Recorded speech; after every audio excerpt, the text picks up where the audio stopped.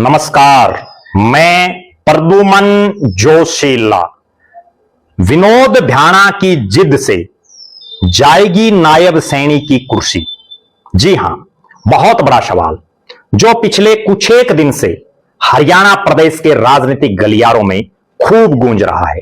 Vinod Bhayana BJP के ही विधायक हैं, हांसी से विधायक हैं, दूसरी मर्तबा बीजेपी की टिकट पर जीते हैं। इससे पहले चौधरी भजनलाल और कुलदीप बिश्नोई की पार्टी हरियाणा जनहित कांग्रेस बीएल से जीते थे। दल बदलू नेता हैं।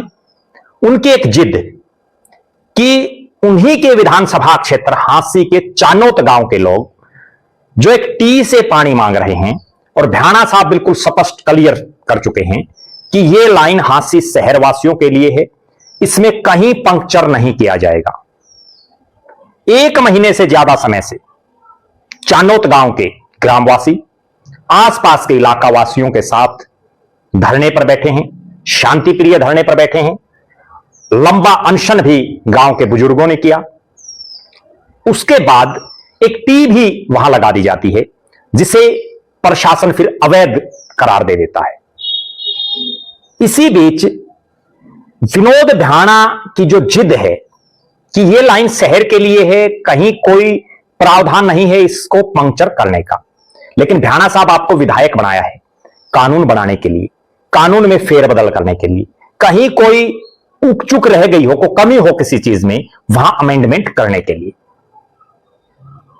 लेकिन आप अपने ही विधानसभा क्षेत्र के गांव चानोत की जनता जो सरकार के खर्चे को भी कम करवाना चाहती है, इसी लाइन में से एक टी लेकर के, अलग लाइन दाबने की जरूरत नहीं, डालने की जरूरत नहीं। लेकिन वो बात भ्याणा साहब को नहीं समझ आ रही। चानोत गांव से आंदोलन शुरू हुआ। शुरू में गांव के कुछ एक लोगों ने शुरुआत की, धीरे धीरे पूरा गांव खड़ा हो गया।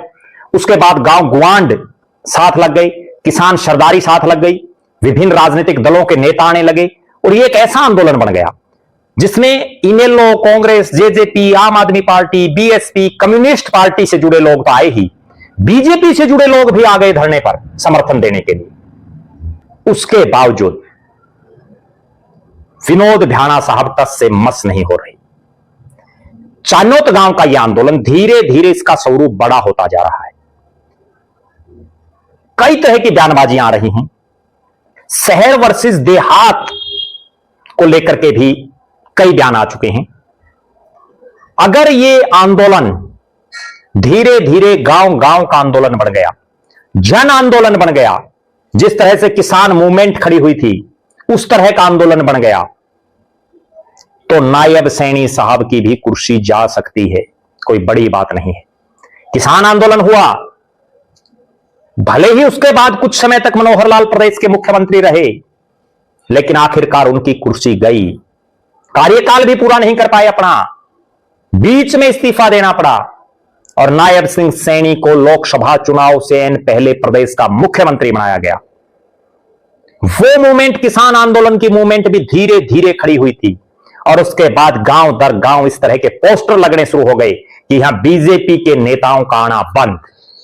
विरोध शुरू हो गया था भाजपाइयों का, यहां तक कि लोकसभा चुनाव में बीजेपी के प्रत्याशियों, बीजेपी के नेताओं को गांव में घुसने नहीं दिया गया। बहुत से गांव ऐसे थे, कहीं चौपालों में बोलने नहीं दिया गया। जिस ढंग से चानोत गांव के साथ आसपास का इलाका तो जुड़ा ही है, सोशल मीडिया के माध्यम से हरियाणा से बाहर के लोग भी सपोर्ट में खड़े हैं।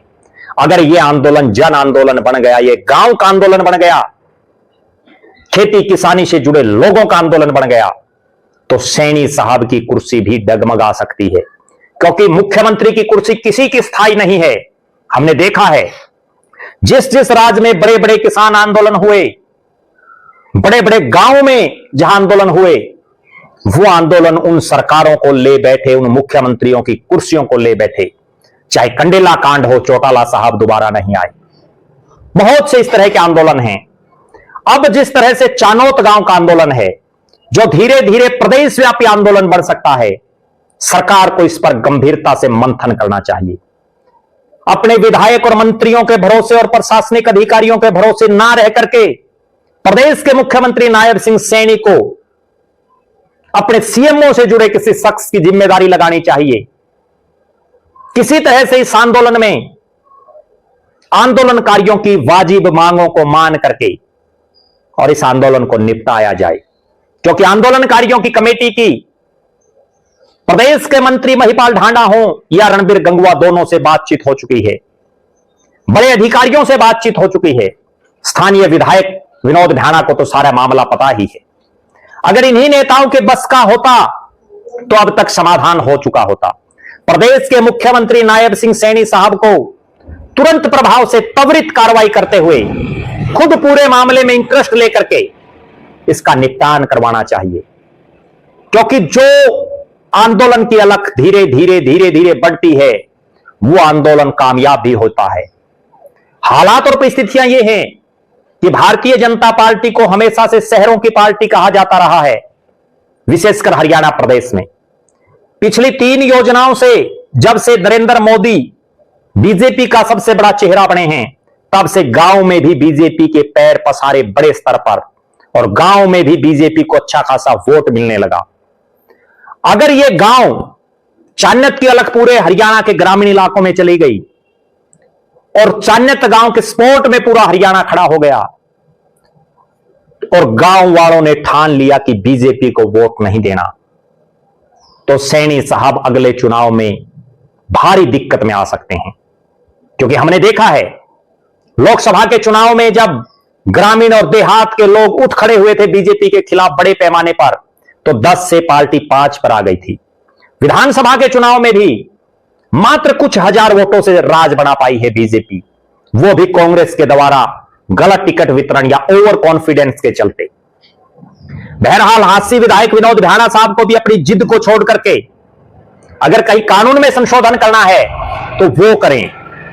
जनता के खून पसीने के टैक्स से जो पैसा दिया जा रहा है उसको बचाने की जरूरत है भ्याणा साहब। चाणक्य गांव के लोगों ने भी आपको वोट दिए हैं, कोई ऐसा अल्टरनेट आप ढूंढिए जिससे धरना भी खत्म हो, चाणक्य वासियों को भी पानी मिले और नायब सिंह सैनी के सामने, उनकी सरकार के सामने भी भविष्य में कोई दिक्कत ना खड़ी हो।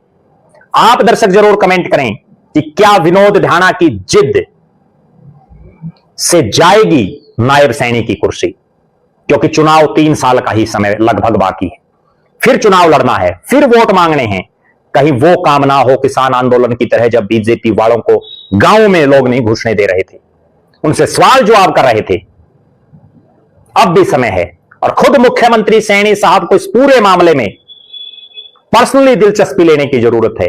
वो भी एक किसान परिवार से संबंध रखते हैं, खेती किसानी से जुड़े हुए हैं, उनको भी पता है गांव में रहने वाले शख्स को कि गांव वालों को पानी कितना जरूरी है, शहर वालों को भी जरूरी है। हम किसी शहर के विरोध में नहीं हैं, लेकिन जहां खर्चा कम हो ऐसा अल्टरनेट पैदा किया जाए। आप दर्शक अपनी बेबाक राय जरूर रखें।